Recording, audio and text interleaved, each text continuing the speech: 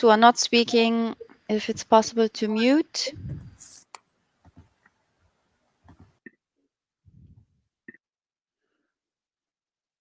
So it's, for me, it's 11:40. I don't know if you should start. Yes, I see Agnieszka is nodding. Okay, so welcome everybody to this session on the Business Acceleration Services of the European Innovation Council. More than money, what else is in as services? My name is Lisa Siedentop. I'm business developer at the European Innovation Council, and together with my colleagues, we have set up this workshop for you with very interesting speakers. I will be co-hosting with my colleague Agnieszka Stasiakowska, and I will just give you a little bit of a technical information for the beginning, so far, for it's the been audience. The most First of all, thank you for joining us. Meetings that I had. If you should have any issues, please try to use the latest Chrome browser. This has been recommended as the best browser for these sessions. There is a chat function in our session that you can see on the right side that you can open. Please use this chat function if you have questions, if you, of no matter nature being a technical or content related. I would just kindly ask you to, once I have presented also the speakers, to say to whom you address the question in particular so that we can keep an eye on it. So unfortunately, there's no speaking function for the public. This is why we will mainly use the chat function with you. You can write those questions there, and at the end, we can see how many questions we can take for the question and answer session. I would like to give you a small overview of how this session will be structured. And then I would like to introduce to you the participants. So after this welcome, we have approximately 10 minutes from Agnieszka presenting impact and the story behind the Business Acceleration Services, and giving also an outlook into the future of Horizon Europe and how the services might look like. We will then enter into a panel discussion with our speakers. We will also have a few polls for you ready to interact with you. And towards the end, we'll have question and answers and a red button. So all those people who are not speaking have speaker function. May I just kindly ask you to mute your phone, your phones, but also above all your microphones, so that we don't have a background noise. It would be better for the audience. Okay. Let's start. I would like to introduce you to the panel that we have set up today. And I would like to start introducing to Ms. Corinne Versini. She's CEO of a biotech company from France, and she has received in 2016 a 2 million grant from the European Innovation Council. They are working in a very specialized field of conductive and semiconductor ink market. And she has been participating with her company to various of our business acceleration services. She has, for example, won one of our pitching contests on an investor day, and very successfully started also a partnership with one of our large customers that we have introduced her to, which is L'Oréal. And I'm pretty sure that she will tell us a little bit more about this during our discussion. Welcome, Corinne, and thank you for being here.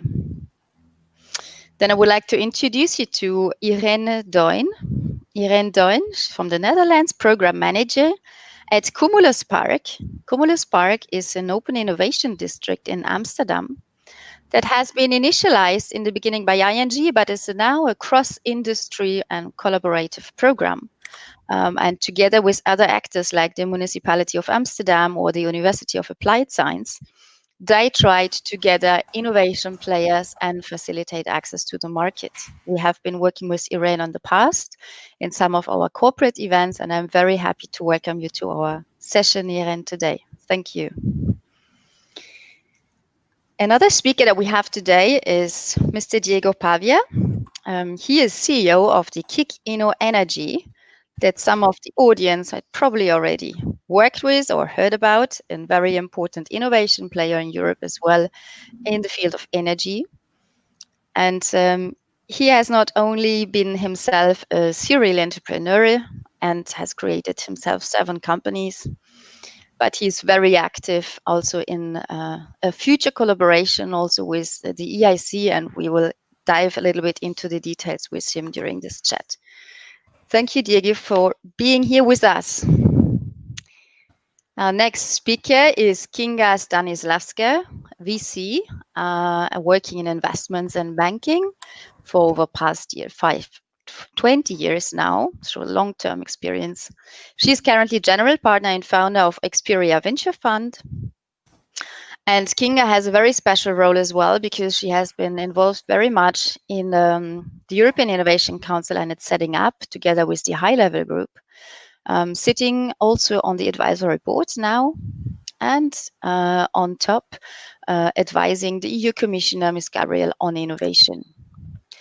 And we are very happy to have her here. And she has been on top, I want to mention that, in 2017 and 2018, named one of the top 50 Europe's most influential women in the startup and venture capital space.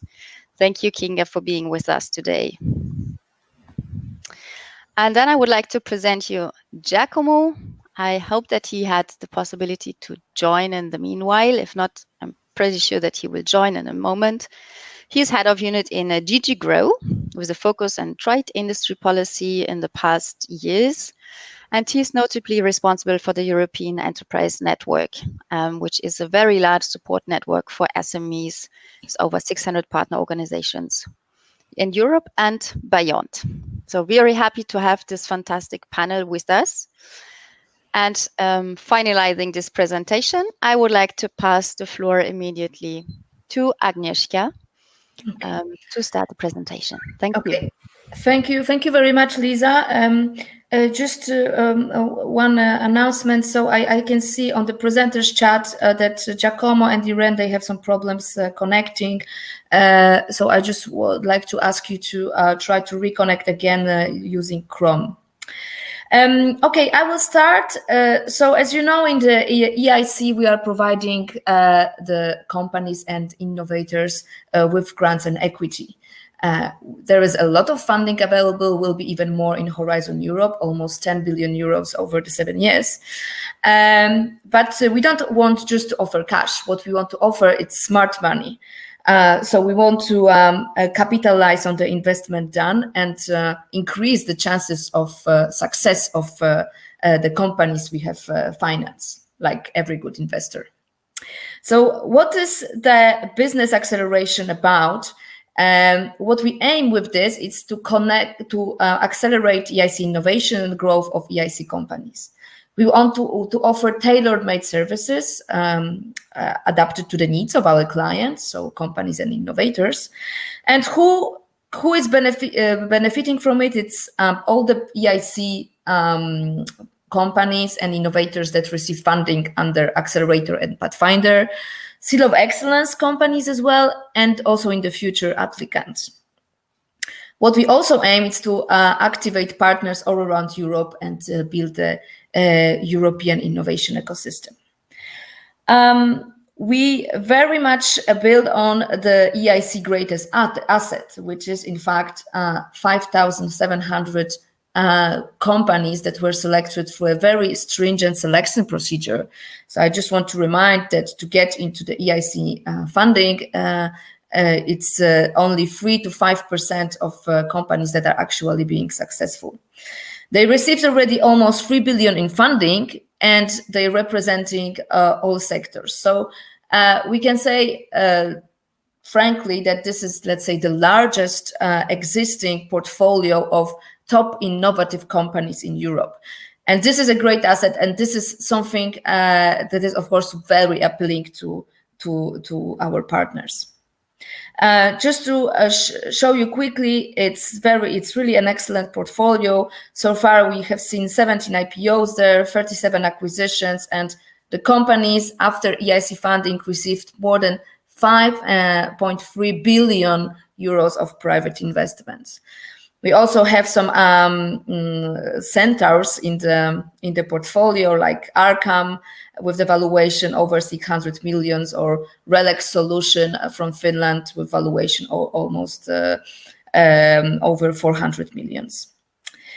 So just a quick announcement, you can find all the latest information and impact information about the EIC in the Deep Tech Europe European Innovation Council Impact Report that was published today. So look a little bit on the Twitter and LinkedIn, and you will surely find this report there. So going back to BAS, Business Acceleration Services. What we aim is to is access to advice for the beneficiaries, access to business partners, and access to innovation ecosystem and peers. When we say access to advice, what we offer is coaching for all beneficiaries, mentoring with the EIC fund. This is the new thing to be coming in the Horizon Europe. As you know, the investor can be your best mentor as well, and you go to investor not only for money but also for the advice. So this is what we are offering to the beneficiaries as well. Expertise and training. So the companies will have access to vouchers for expertise in IPR, standardization, certification, whatever it will be needed for them. And here we also would like to link to the existing accelerators, existing partners in the ecosystem, and use their knowledge to provide this expertise. We will give a specific program for women innovators under Horizon Europe. So as you know, in the EIC, we very much promote women innovators. The last cutoff of the EIC Accelerator, 25% of the companies were led by women, and we want to offer them further advice and support. And we also want to provide advice on how to reduce greenhouse gas emissions for our companies. Access to business partners. Of course, those what companies need are access to lead clients, that could be corporates, access to further investors, access to distributors, clients, innovation procurers. So this is what we are intending to do within the BAS. We're doing that already since 2017, and we plan to expand it under Horizon Europe. How we do it, we organize matching events, co-creation, venture client model with corporates. With the EIC Accelerator, this is a very specific program we have for the best companies we have in the portfolio to really take them by the hand and connect with the right partners. We bring companies to the overseas trade fairs, and we also present them to innovative hubs in Europe.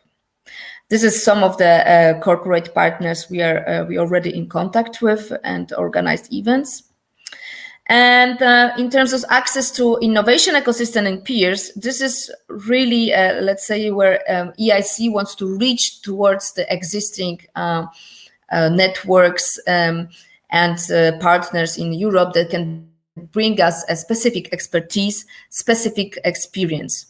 And these are, for example, EIT Kicks. And this is why we have Diego here today with us. This is the Enterprise Europe network, so the network of the local partners all around Europe. But we also want to reach to incubators, accelerators that can offer this specific expertise that our beneficiaries might need. Innovation agencies, stock exchanges, IPR help desk. So we work with the partners, both European and national, that are there in the ecosystem. Just to show you quickly what we have achieved so far. So Business Acceleration Services are running since 2017. We have so far organized more than 50 events with corporates and investors. For more than already right now 800 companies participated in our services.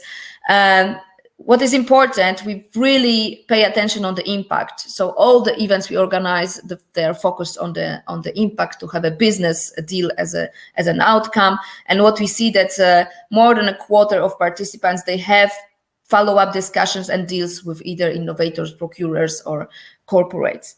Also, the satisfaction rate is very important for us. So this client satisfaction of almost 90%. How to find us? You can go to the EIC community website, where you will be able to, this is public, so just to put EIC community under events, this is where you can see our upcoming events, and this is mainly, let's say, an information for the beneficiaries. This is where you can find us. So this is it. This is an introduction for our session, and I passing the floor back to Lisa. Yes, thanks a lot, Agnieszka. Fantastic. Thanks for this presentation. And now I actually would like to let the public work a little bit. We have prepared a poll for you that I will start now. And I would like the public to react on it while I will start a conversation already with Corinne.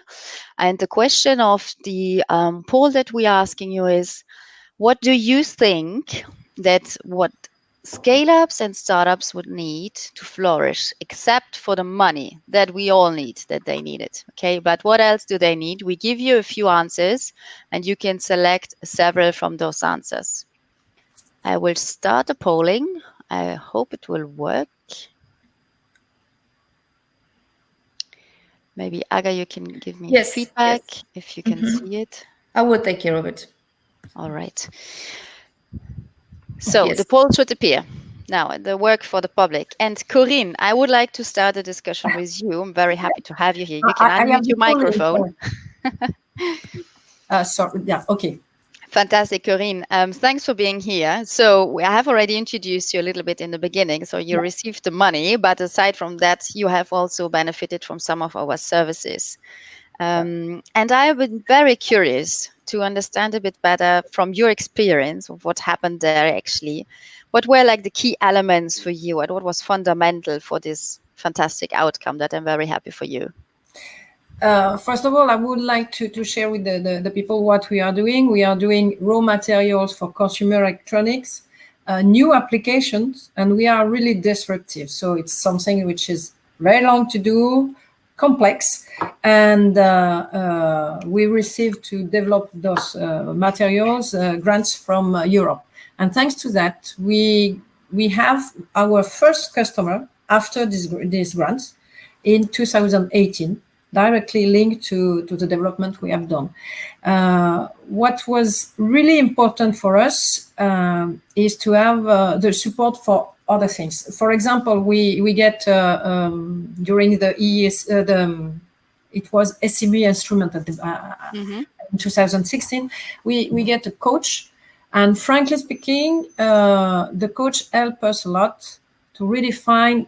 At this time, the strategy we need to put in place to go further, and this was something that was really helpful after the money. Obviously, what we need, it's good to have grants, but this is not our core business. Our core business is to have customers. So we get the first customers thanks to. The SME instrument, but also after we have we assist to a corporate event with L'Oréal, and to be transparent, I knew at this time that maybe we can do something with L'Oréal because I knew that they want to put electronic in their cosmetics.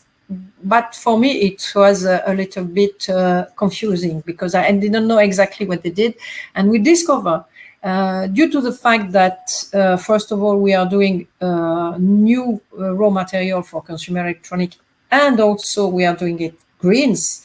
In fact, we can do a lot of development with them. And now we are in a process to maybe start to work on a joint development agreement, which is for us something very new because when you do raw material for consumer electronic, it's difficult for you to imagine that you will do something for cosmetics. And this is opening to us a big market with, I think, the leader, in the worldwide leader on this market, which is L'Oréal. So this is something that is really helpful for us.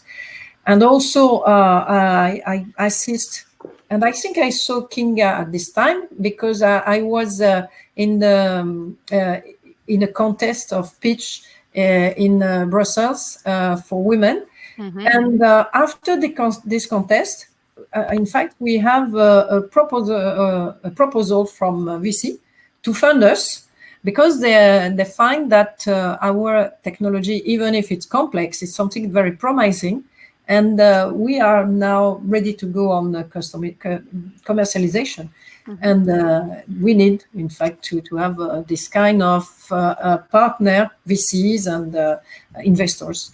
Yes. And this also is something this very helpful for us, because if I come in a normal contest, I need to gain first the credibility.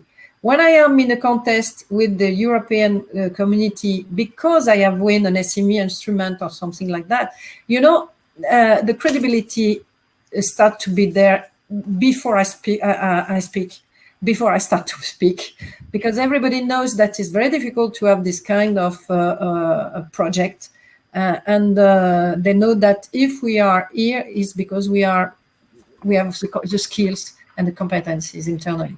Yes, thanks a lot, Corinne, and very important that you mentioned this aspect of credibility. I think this counts a lot for any company.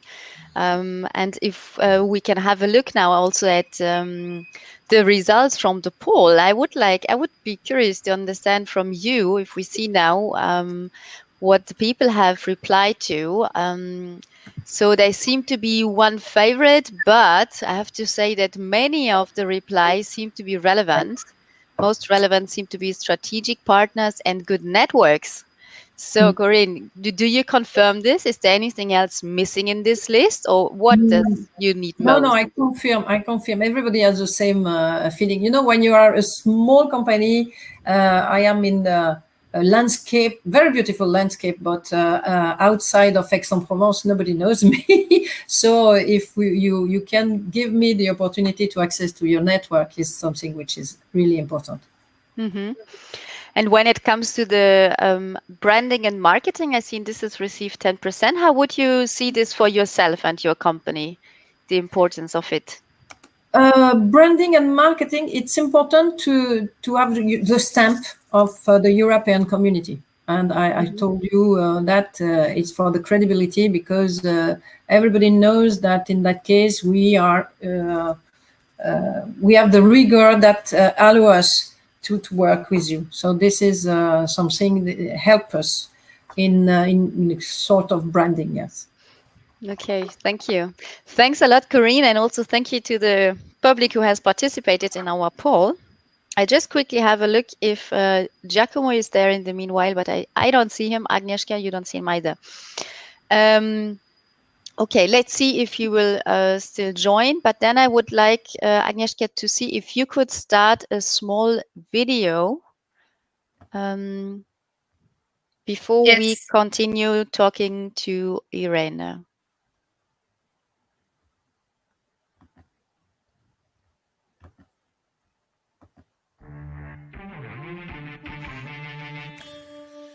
I think the initiative. Okay, I have impression it's cutting a little bit. So far, it's been the most relevant kind of business meetings that I had. We saw high-quality pitches, high-quality startups. It has exceeded my expectation.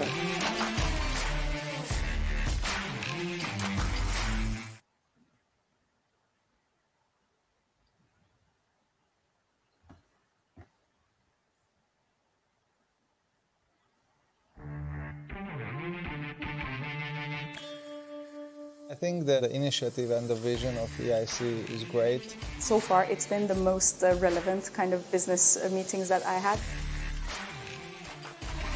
We saw high-quality pitches, high-quality startups. It has exceeded my expectation. Yeah. Done. Yeah. Yeah, it I seems hope you could seems see the it. cat. We can share the link with you. It was actually a video about like a small summary, let's say, of one of our main activities, which is the activity with the corporates and what we call the corporate days. That we have developed even further since we started this with the corporate days in the very early days of our acceleration services. Now we have various kinds of activities with corporates, being it enhanced, being with the accelerator, with the pathfinder. So we're going there in various directions of co-creation as well. But I would like to turn now then to Irene. She's actually, as I introduced her in the beginning, one of our partners also in those services. And I would like to ask you, Irene, I mean, if you see here also the results of the poll, but also from your experience in working in this cross-industry collaboration right now, that the clients is still something that a company needs definitely to sort of kick off, right, as one of the first needs. And the corporates can become clients for startups and provide them with access. For example, to a larger market. And here I would like to know from your experience, and how do you see this? What is the biggest challenge here for you from your side, having worked with ING a long time in the past to work with innovative startups?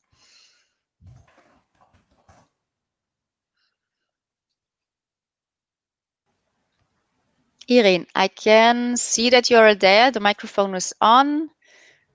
Let me quickly see.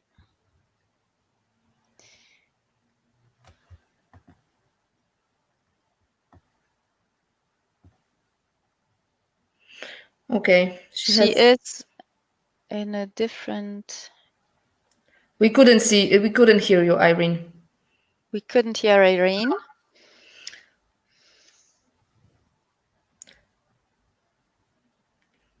Yeah, I think there are some hiccups with the first day of Research and Innovation Days. Okay, but it's okay. We continue and see if Irene comes back to us, because she was already in the call. And I would like to then maybe start with our second poll for the audience. This is related actually to the partners that SMEs are reaching out to. And the question that we are asking to the audience is, to whom would the SMEs turn to for this non-monetary business support? So what would be the first basically contact point they would look out and reach out to? Again, you have a poll with the question and several answers. You can choose several answers. I propose maybe up to 3 answers so that we can have a clearer picture of the opinion from the public. So if you could select up to the 3 for you most relevant partners that you think SMEs would turn to for non-monetary business support. I have launched the poll, and normally it should appear on your screens in a few moments. Maybe let's move with another speaker, and then we will wait for people to vote. Perfect. So I see Kinga, she's with us and she can hear us. Perfect. Kinga, good to have you here. I've introduced you in the beginning. Thanks for being here. Yes, you're advisory board member, so you're working already some time now with us in developing also the program for Horizon Europe. So as a VC, but also in this board member function, I mean, some companies do say that the best that you get from an investor is not the money, but the advice and the network. Can you confirm that in some sense? And what would be your advice to the EIC to develop this relationship further? Well, thanks of all. Thank you for having me here this morning. First of all, I think that we have a huge market of very entrepreneurial people that are building their own companies. And what these companies need as the first thing is clients. They don't need investors when they have clients, because if they have customers very fast, then actually customer money is better than investor money. So the faster we can bring in those customers, the faster we can start the proof of concept, the faster we can kickstart this relationship, the better, because that way we can minimize the amounts of capital that are being invested from outside and focus on sales, focus on the real value building. So the more we are able to do that, whether as a private investor or a public one, the more benefit everyone has, including the founders. And at the end of the day, we are doing this to support the founders, because the founders are the ones that allow us to build the value. So the most important thing that we see as a firm is all the ecosystem of strategic partners, all those places that we can go and test our products. And thanks to those conversations, thanks to those tests, thanks to that feedback, then be able to pivot our products and services in our startups. Then the more we do that and the faster we do it, the better. Now, Silicon Valley has been always seen as the place where you can very easily interact with others. You can very easily interact with the ecosystem, with the corporates. And ideally, we'd like to see the same thing happen in Europe. We'd like to bring closer the corporates and the startup founders to be able to exchange the knowledge and test out products as fast as possible. And so to do that is the best place and the best role for someone who's in the center of the ecosystem, which is the EIC. The EIC has relationships on both sides. It has a number of beneficiaries, the startups that it's already working with for a number of years. And it has the corporate relationships on the other side, because the corporates seek these relationships and want to get to know those startups. So the more we can build on this network, on these relationships for the benefit of our founders and their startups, the better, because that's what's really generating the value. So this is what we are thinking about in great detail now with the new EIC that will start in January. As you know, we are now in the pilot phase of the equity investments. And with the bigger involvement of EIC into those startups, just a reminder, the current level of involvement can go up to 17.5 million euros. Now that is really sizable investment. 15 comes in equity, 2.5 in the form of a grant. So with that kind of capital, what is the most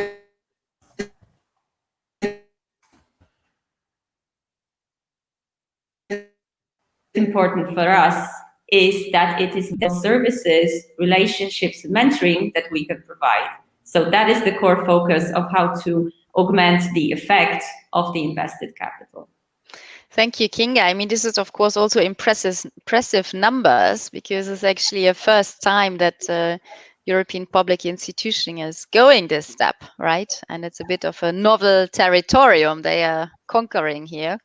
I think we have maybe one question from Corinne, actually. Corinne, you had a question to Kinga, I remember, on the EIC fund. Would you like to ask that now? In fact, to both of you, because when you are VCs, I know that you are very often looking for a member of boards. And when you are a CEO of a small company like me, you don't have the networks to go on boards. And this is something that is very useful to develop the skills of women innovators, to be on board, to see what is happening on other companies. And also they can bring some expertise, because when you are alone in your SME as an innovator, you can have developed some specific expertise. So I would like to know if you, Kinga, or the EIC can imagine how to maybe train those women or how to build a network to help these women to be member of boards of the SMEs that you are funding. Okay. Well, I can talk on the part of my fund, actually, because we encountered this. When we were set up originally, was actually 3 women who set up Experior, and it was the first fund in Europe that was funded by women and managed by women. And what we set out to do was to find in our region startups that had female founders or co-founders. And to be perfectly honest, we couldn't. There were very few startups that were scalable enough for us to meet the requirements that we have with our investors. So we nevertheless didn't want to give up this idea of having more women involved in the tech community. So we started to put women on boards of our startups. The way that the companies are actually set up, it's not the American or the British way. So it's not a mixed board of execs and non-execs. We actually have two distinct bodies, a management board and a supervisory board. And so we were able to put independent directors onto the supervisory board. And if we could recommend professional women, we would. So what we would say is, if we meet ladies who have 15, 20 years of professional experience in a given field or in a given organization, we feel that this is a wealth of knowledge that can be brought back to the tech community. And at the same time, and this is especially true of women who have had corporate careers, they want to upgrade their technology skills. And the way to do that is to interact with the technology startup founders. So we were able to reach over 40% of our startups with a female on the board, and we're very happy with that.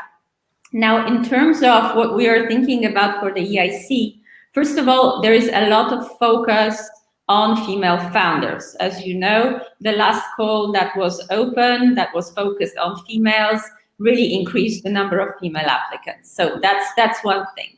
The next thing that we are doing, and we're working with the branding currently of the EIC, is to make EIC more accessible to female founders. The third thing is about focusing specifically on female founders and providing the mentoring services that we are hoping that will work out from January starting forward. So there's those three things that are happening. I think what would be super interesting is to build an ecosystem of women founders and potentially female mentors, and for them to interact more with each other and to assist in this. And I think this is something that we would love to look at as the board, because this is something that is very close to heart to many of the advisory board members, if not all, and that is also a very gender diverse board. So I think this is something that I would love to put forward to the team when we speak next time, and see how we can build Kinga, you are kind of interrupted. An ecosystem of helping each other, but the women. Okay. Kinga, thanks a lot. We count on you for this, right? We'll come back to this now that you mentioned it. And I see that Irene is back. And Irene, quickly coming to your question that we jumped in the meanwhile, but we had some polls and the results as well on what SMEs would need. And I just wanted to ask you, from your experience, also from background with ING, what was biggest challenge for you actually in working with innovative startups, and having said this, as corporates and clients, how to access and help them to open new markets? Well, actually, I think what is more interesting is the recent experience that we've had with the EIC, and that was actually not with ING, but with 4 other corporates.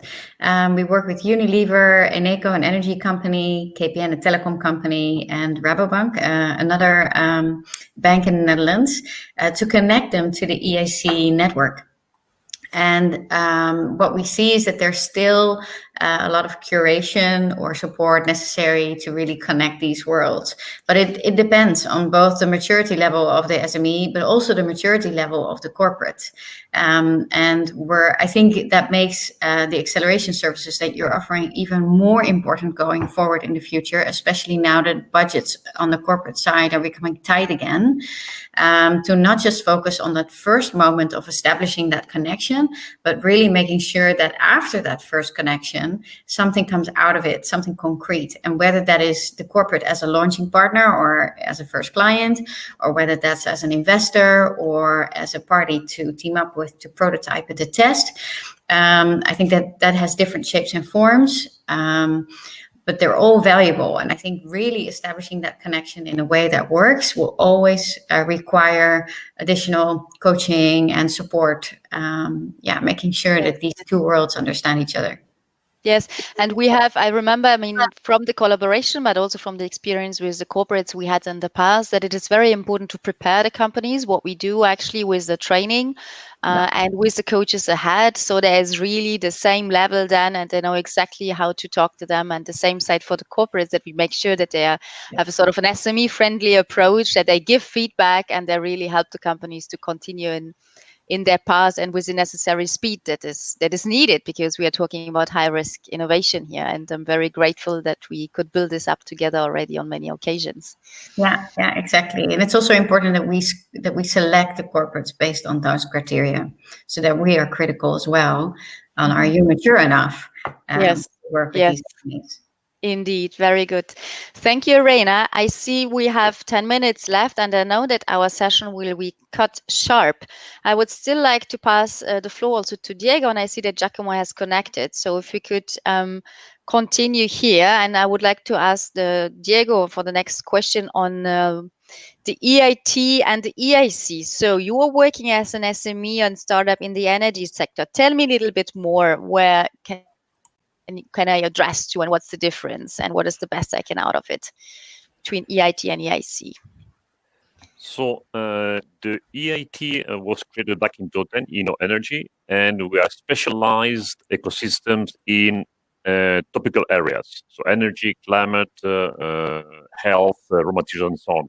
So the ecosystems that we're all talking about as the means to deliver those added value services, we have been building them for the last 10 years. So they are really trusted, credible, and sound. That's the first difference in terms of what we deliver. The second thing is that we are innovator-centric. So the day they come into contact with us, so when they're early stage, until the day they go a trade sale or IPO, we are together with them at least 4 hours a day. So we have what we call an asset owner supporter that delivers all those services, but through a very personal relation with the innovators. And that's extremely important, because you can follow the full history and journey of the venture from the early stage, a couple of PowerPoint slides, to the real IPO afterwards. Third, just two more. Third, we have got the skin in the game, because we have an equity position in all those ventures. So we better deliver the right services, because our sustainability as a company is linked to their success. And this alignment is extremely, extremely important. And finally, because we're in energy, we are patient investors. So we have companies from 2011, from 2012. We already got some unicorns, but it's about time. It's not just about a window of opportunity for engaging, it's for accompanying them along the whole journey. And if I look now into the future together with you, because there's some partnerships ahead, right? So where do you see this complementarity between EIC and EIT? So the complementarity is, and as you know, there's a pilot going on between the EIC and the EIT, and hopefully this Thursday there will be some announcement that will even push further this ambition. Is what we bring to the table as the kicks is, number one, is the specialization. Again, back to the partners of a very specialized thematic ecosystem, which has a relevance in terms of regulation, because as many speakers said, it's about demand money. It's not about supply money, it's about demand money. Demand money is customers. Energy is extremely regulated. So regulation creates and kills markets. So our specialization in the energy topics allows to create future markets or to be ahead of the curve of what's going to happen, just as an example, okay? So first is our specialization. Number two is a track record that together with the EIC firing power in terms of the 10 billion, together with track record of the process we have been building for the last 10 years, that's a win-win for the innovator. Mm-hmm. And third, the way I see that we're evolving, and that's extremely good news with Jean-David, is that we are, instead of being instrumental-centric, so what is the EIC, what is the EIT, is about the innovator, to put the innovator at the center of the joint cooperation. And that's the way to go. Yeah. Thanks a lot, Diego, and I will quickly also include Giacomo in the dialogue, head of Unit Enterprise Europe Network. We have had 2 polls, and we came out that good networks is a relevant reply here, apparently, as well as strategic partners. So, from your side, and knowing that you're an important ecosystem player, so on the horizon Europe, how will those 2 programs complement and mutually strengthen each other to provide the best value for the SMEs? Give us some insights, Giacomo. Thank you very much, and apologies for not being able to connect before. I've seen some of the polls results. Indeed, no, my role here today and the message I would like to pass is really that there are, a lot of possibilities, and in particular with the Enterprise Europe network to have synergies. Let me remind maybe for the broader audience that the EN, the Enterprise Europe network, has over 600 partners organization in over 60 countries worldwide. And the important thing maybe to note, especially for this session, is that the network is firmly anchored in the regional national innovation support ecosystem. So they are, if you want, invaluable ecosystem integrators by connect the innovators to local, regional, national, and EU ecosystem. And I've seen the result of one of the polls you have conducted. And what is important to note is that the role that the EN can play starts already before an SME gets the support of the EIC. For example, to help SMEs to identify the right funding scheme or in preparing their application. The consultation work of the network can include also Seal of Excellence holders to easily access alternative sources of funding, such as regional funding, and this will be even more important and hopefully easier in the next financing period, so under Horizon Europe. And let's not forget that the access to funding consultation, it's also made easier to the fact that 10% of our EN partners are in fact themselves managing authorities, and in fact 25% intermediate bodies on regional funds development programs. So these organizations, these host organizations, contain to a large extent, the potential for the synergies, and this shall be further expanded and taken up. And maybe let me conclude with one last reminder of what the EN can do. Please. Yes. Yeah, and it's the internationalization. The EN can absolutely help linking with partners, finding partners, not only within the EU, but with many countries worldwide, and is particularly active also in this, COVID recovery. So, I mean, this partnership role, and I can bring examples maybe as a follow-up to this very quick, outline. It's very helpful. So it's important to not only continue, but even enhance the collaboration and coordination between the support activities from an SME perspective. Thank you, Giacomo. Thanks a lot. We might have time for one or two questions if you go quickly. Aga, do we have questions from the audience? Yes, thank you. I was monitoring the questions on the chat. We received a lot of very practical questions about BUS itself, how it will work in the future, how to get connected with the BUS for the partners, whether we will have an open call or whether that would be a list of certified providers. So I was replying to those questions in the chat. And of course, if you have any more, let's say, detailed question about how it will function, you can always contact me and Lisa in the event website. There are our emails, so don't hesitate to contact regarding this. One thing I wanted to say is that these are things that we are planning for the future. Some BUS activities are already running. The other will be opened as of 2021. So some elements that I mentioned, that they are for the future. So will be launched in, I hope, less than a year from now. We're almost in 2021 already. So maybe one question I take from Farad, who was asking about how do we define the corporates to collaborate for organizing events. So just to tell you, we are looking at the European corporates that are listed on the list of 500 top corporates in terms of turnover in Europe. But what the second category, the second criterion for us, that they need to work with the open innovation and they need to be dedicated to this. because this is a key for successful collaboration that we have. Thanks, Aga. I also sent a link to the community in the chat. So the community is really the place to be for everybody who's interested in knowing what we do, with whom we work, when we do it, how to apply, and all videos and links and info that is there. There's a public side of the community that anybody can access. Don't hesitate to go there. I see that Giacomo sent an email to the Enterprise Europe Network.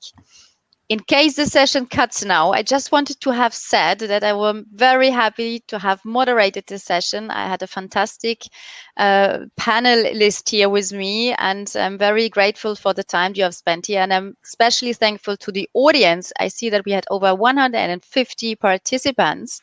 Thanks a lot for having participated to that. Sort of not with voice, but with your voice in writing, and also to the polls. We see that the interest is high, and I know that more news will be coming. We're all curious to see how Horizon Europe will develop. And this is why I just say already, thank you, and wishing you a good continuation on the other events of the Research and Innovation Days. Thank you, Agnieszka. Thank you to the speakers for having participated, and wishing you a good day, or rest and end of the day, with or without Research Innovation Days to continue. Thank you. Thanks a lot. Thank you to the speakers. Bye-bye. Thank you. Thanks to all.